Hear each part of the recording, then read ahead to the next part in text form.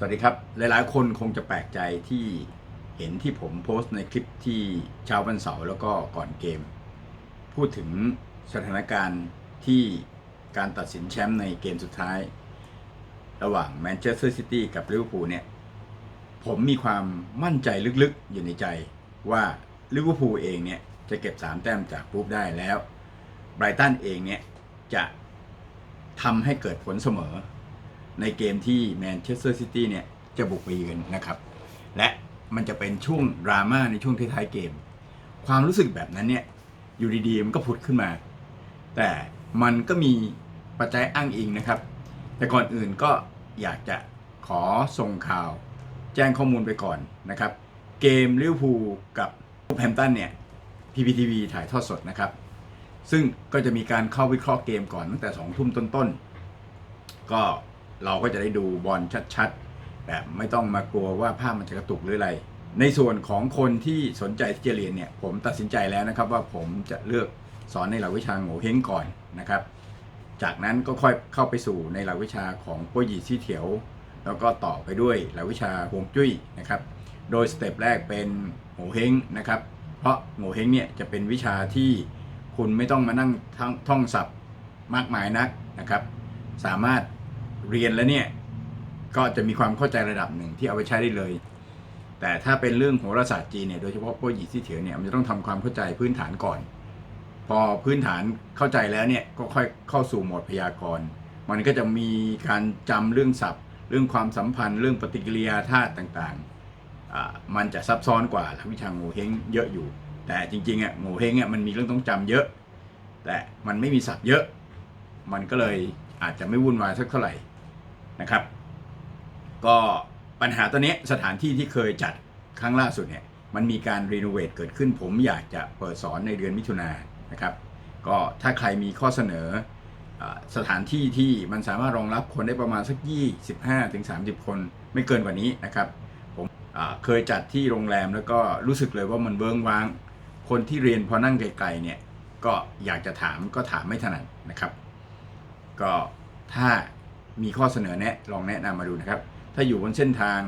ใกล้ๆอนุสาวรีย์ชัยไล่มาจนกระทั่งถึงเซ็นทรัลลาดพร้าวเนี่ยแถวๆนี้ผมก็ว่าน่าจะเหมาะหรือ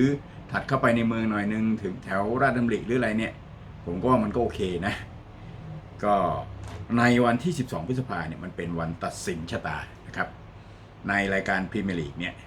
แล้วก็จากที่ผมโจกหัวไปที่ผม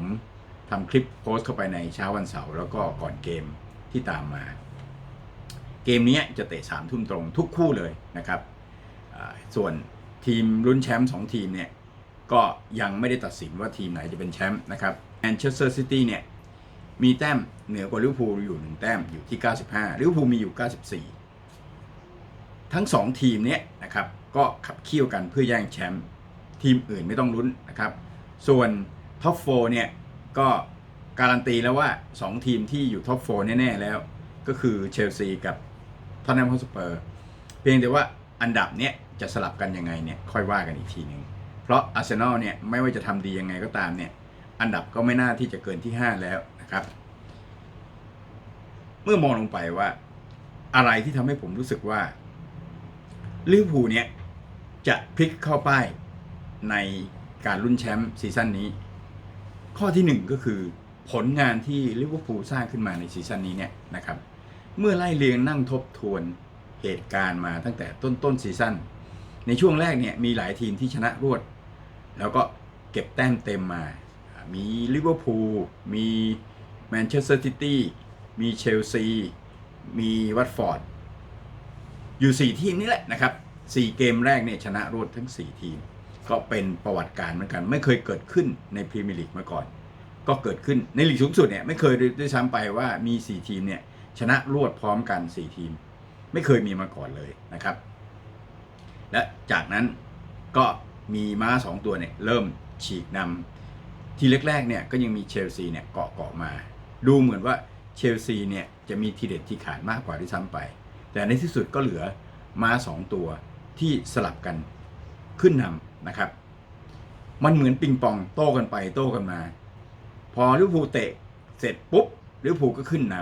ำพอแมนเชสเตอร์ซิตี้ลงมาเตะปั๊บ แมนเชสเตอร์ซิตี้ก็กลับมาขึ้นนำอีกมันเป็นสถานการณ์อย่างนี้เนี่ยเปลี่ยนไปเปลี่ยนมาเนี่ย20-30 ผลแล้วเป็นอย่างนี้เป็นการสลับตำแหน่งกันระหว่างลิเวอร์พูลกับแมนซิตี้เนี่ยสลับกันเกมต่อเกมเลยเพราะทั้งคู่เนี่ยไม่ได้เตะพร้อมกันสถานการณ์แบบนี้เนี่ยจนกระทั่งถึงล่าสุดเนี่ยเกมต่อเกมเลยถ้าเกมนี้ลิเวอร์พูลขึ้นนำเกมต่อไปแมนซิตี้ก็ขึ้นนำและตอนนี้ทีมไหนขึ้นนำอยู่ก็คือทีมแมนซิตี้นะครับมีอยู่95ลิเวอร์พูลมีอยู่94ดังนั้นถ้าทฤษฎีของปิงปองเนี่ยก็คือโต้กันไปโต้กันมาเนี่ยสลับกันไปสลับกันมาเนี่ยช็อตต่อไปมันจะต้องเป็นลิเวอร์พูลเนี่ยขึ้นไปอยู่หัวตารางนะครับและการตัดสินเนี่ยมันจะไปตัดสินอยู่ทุ่งท้ายๆเกมในนาทีที่80ปลาย90ลูกตัดสินเนี่ยมันจะมาช่วงนั้นและผมเชื่อมั่นลึกๆว่าลิเวอร์พูลเนี่ยก็จะกลับมาขึ้นนำในจังหวะสุดท้ายนั่นแหละเหมือนกับที่แมนซิตี้เนี่ยเคยทำกับแมนเชสเตอร์ยูไนเต็ดมาก่อนในยุคของเฟอร์กี้นะครับเป็นลูกยิงของกุนอากูเอโรนี่คือ1สาเหตุนะครับที่ผมมีความรู้สึกว่าสถานการณ์แบบนี้นะครับมันโดดไปโดดมาโดดไปโดดมาสลับกันอยู่เรื่อยเนี่ยมันก็จะถึงจังหวะของลิเวอร์พูลพอดีมันเหมือนกับเวลาพอทำเพลินๆแล้วเนี่ยไม่ว่ายังไงก็ตามรูทีนนี้มันก็ยังเดินต่อไปนะครับพอมันเดินต่อไปเนี่ยจังหวะมันก็จะมาตกอยู่ที่ลิเวอร์พูลเนี่ยขึ้นไปอยู่หัวตารางพอดี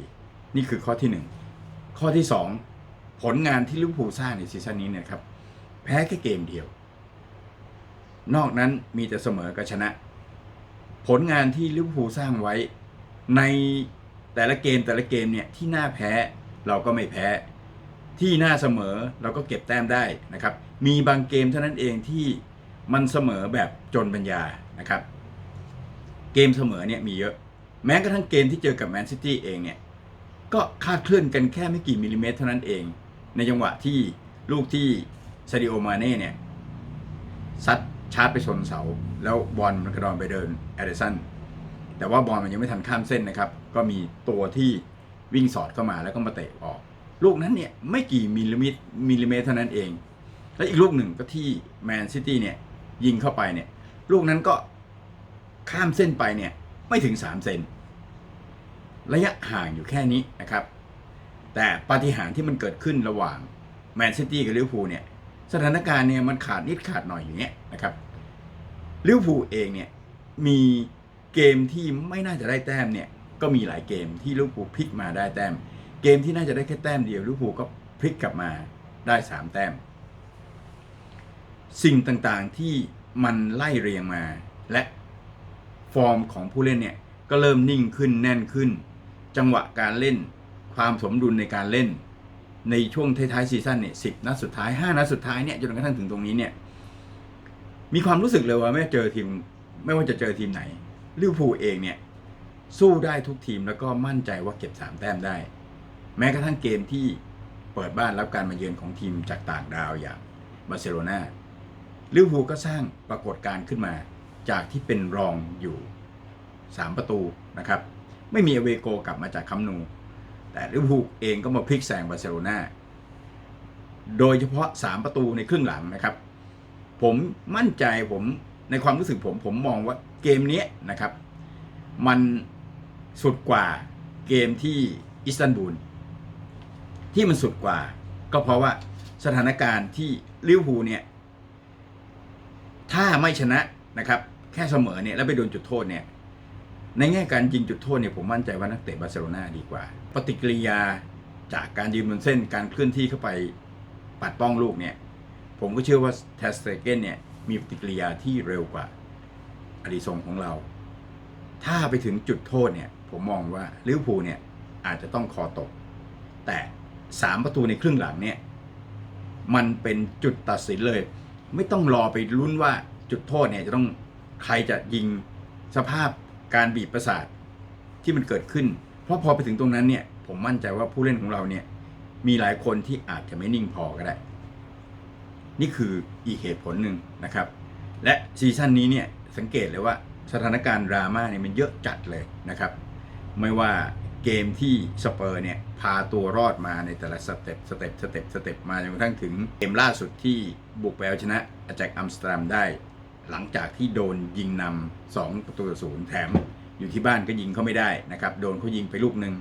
เบสเสร็จก็เป็นรองอยู่3ประตูมีอเวโกลูกหนึ่งสถานการณ์เดียวที่ท็อตแนมฮอตสเปอร์จะทำได้ก็คือยิง3ลูกและท็อตแนมฮอตสเปอร์ก็ยิง3ลูกได้จริงๆนะครับในรอบก่อนนั้นเนี่ยสเปอร์ก็เข้ารอบมาแบบตะกุกตะกักที่นี่มาดูในพรีเมียร์ลีกเนี่ยเราก็เห็นว่าสเปอร์เนี่ยจากที่มาแรงเนี่ยก็เหมือนกับว่าใส่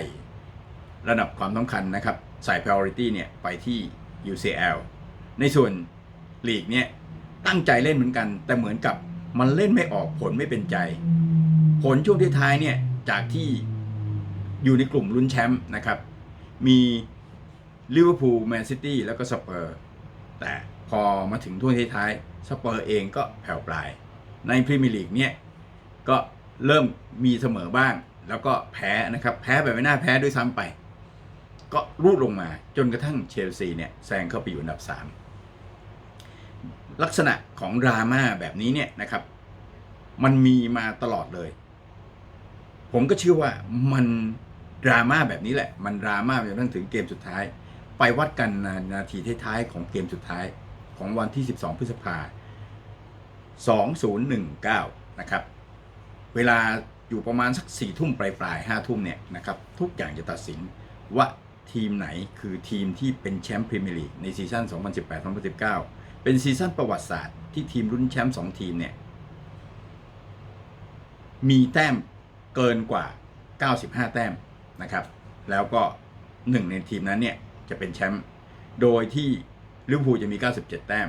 แมนซิตี้จะมี96 แต้มอันนี้เป็นความรู้สึกของผมโดยตรงนะครับยังไม่ได้เอาเรื่องอะไรมาเพราะผมบอกตรงผมไม่ได้มีฌานมียานอะไรนะครับเอาหลักวิชาแล้วก็การวิเคราะห์มาใช้เกมดราม่าเนี่ยในซีซั่นนี้เนี่ยมันเยอะจริงๆนะครับแล้วก็เกิดปรากฏการณ์ก็คือ All England European Final ก็คือใน UCL ก็เป็นลิเวอร์พูลชิงกับสเปอร์ในยูโรปาก็เป็นเชลซีชิงกับอาร์เซนอลมันเป็น All England แบบสมบูรณ์แบบจริงๆ4 ทีมที่เข้าชิงในบอลยุโรปโควต้ามันมีอยู่แค่นั้นแต่เป็นทีมจากลีกพรีเมียร์ลีกทั้งหมดเลยนะครับสถานการณ์แบบนี้เนี่ยมันเป็นปรากฏการณ์ที่ไม่เคยเกิดขึ้นมาก่อนและลูกที่เจ้าหนูเทรนเนี่ยเปิดลูกเตะมุมเข้าไปลูกนั้นเนี่ยย้อนกลับไปจนกระทั่งตั้งแต่ผมเริ่มดูบอลใหม่ๆผมนึกไม่ออกเหมือนกันนะครับว่าไอ้ลูกฟรีคิกเร็วนี่เห็นบ่อยนะครับแต่ลูกเตะมุมเร็วแล้วมันเป๊ะขนาดนี้เนี่ยผมว่ามันน่าจะเป็นครั้งแรกน่าจะเป็นปรากฏการณ์แรกหลังจากนี้เราจะเห็นกรณีอย่างเงี้ยเกิดขึ้นเยอะนะครับ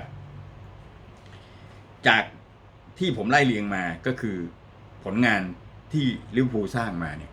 มันดีเกินกว่าที่จะไปรองแชมป์แต่โอเคแมนซิตี้เนี่ยก็ดีเกินกว่าที่ไปรองแชมป์เหมือนกันแต่สถานการณ์แบบนี้เนี่ยแมนซิตี้เนี่ยเคยทำได้มาแล้วลิเวอร์พูลเนี่ยยังไม่เคยทำได้ในสภาพเมื่อมองผู้เล่นเชิงลึกลิเวอร์พูลเนี่ยเป็นรองแต่มาจนถึงจุดนี้เนี่ยผมว่าอะไรก็ตามที่เรามองไม่เห็นเนี่ยเขาไม่รานน้ำใจใจที่สู้ใจที่ไม่ยอมแพ้ในเวกิฟอัพเนี่ยที่เหล่าเดอะคอปและผู้เล่นลิเวอร์พูลเนี่ยมีอยู่ตลอดเวลาความเชื่อและศรัทธาที่ผมเคยพูดไปเนี่ยมันจะบอกว่านี่แหละนะครับสิ่งที่มองไม่เห็นเนี่ยจะจ่ายผลตอบแทนให้กับเราในค่ำคืนวันที่12 พฤษภาคมนี่แหละปิงปองเอฟเฟกต์ก็คือทีมที่ลุ้นแชมป์2 ทีมเนี่ยสลับกันขึ้นนำเกมต่อเกมแล้วมันมาถึงจังหวะล่าสุดก็คือแมนซิตี้เนี่ยมาถึงช็อตสุดท้ายแล้วแมนซิตี้เนี่ยตอนนี้อยู่หัวตารางมันเหลืออีกเกมเดียวเพราะฉะนั้นถ้าจัดลำดับมาคิวต่อไปก็ต้องเป็นลิเวอร์พูลเนี่ยขึ้นหัวตารางนะครับอันนี้เป็นการใช้ทฤษฎีสมคบคิดในมุมมองผมนี่แหละนะครับสถานการณ์ดราม่าที่มันเกิดขึ้นตลอดซีซั่นนี้นะครับผมเชื่อว่ามันจะต้องดราม่าไปถึงนาทีสุดท้ายเชื่ออย่างนั้นและอะไรที่มันจะดราม่ามากกว่านั้นถ้าไม่ใช่แมนซิตี้เนี่ยเสียประตูตีเสมอให้กับไบรตันนะครับและก็ทำให้แมนซิตี้เนี่ยมีแต้มทั้งหมด96 แต้มลิเวอร์พูลเนี่ยเอาชนะวูฟแฮมป์ตันได้มี97 แต้มแซงเข้าป้าย1 แต้มเท่านั้นเองและสุดท้ายก็คือผมก็ใช้ความรู้นะครับในหลักวิชาโหราศาสตร์ผมก็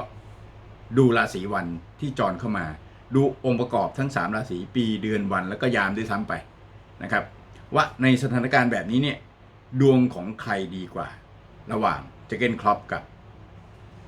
เป๊ปปรากฏว่าสิ่งที่ตอกย้ำให้ผมได้พูดคลิปที่โพสต์ขึ้นในเช้าวันเสาร์แล้วก็ก่อนเกมเนี่ยก็คือดูแล้ว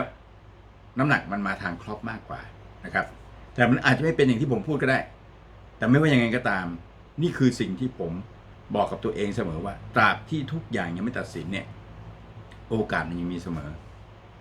ผมฝึกและปลูกฝังนิสัยตัวเองเนี่ยให้ไม่ยอมถอดใจเพราะฉะนั้นถ้ามันยังไม่จบก็คือยังไม่จบมันจะต้องมีบทพิสูจน์แล้วก็ตัดสินกันในเกมสุดท้ายในนาทีสุดท้ายครับสวัสดีครับ